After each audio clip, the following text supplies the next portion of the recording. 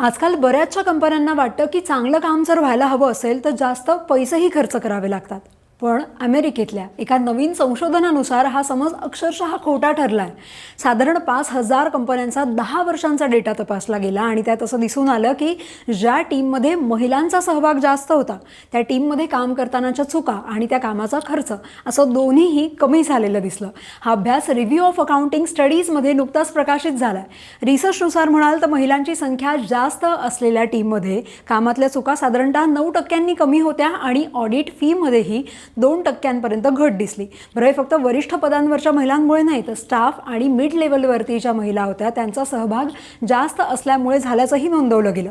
एकूणच काय तर महिला या मल्टीटास्कर असल्यानं अधिक बारकाव्यांनी प्रत्येक कामाकडे लक्ष देतात, त्या जोखीम ओळखतात, टीमबरोबर जुळवून घेणं असेल, क्लायंटशी स्मार्टली संवाद साधणं असेल, तेही एथिक्सला महत्त्व देऊन हे सगळं महिलांना उत्तम जमतं. म्हणूनच आज प्रत्येक क्षेत्रात महिला आघाडीवर आहेत, यात काही शंकाच नाही. पण हा रिसर्च रिपोर्टचा हेतू पुरुषांशी कामाबाबतीत तुलना करण्याचा असला तरी एक प्रश्न मात्र महिलांच्या बाबतीत अनुत्तरितच राहतो. तो म्हणजे महिलांना पुरुषांच्या तुलनेत त्या कामाचा योग्य तो मोबदला मिळतोय का? ऑफिसमध्ये पोषक वातावरण, सन्मान, प्रमोशनच्या संधीही मिळतात का?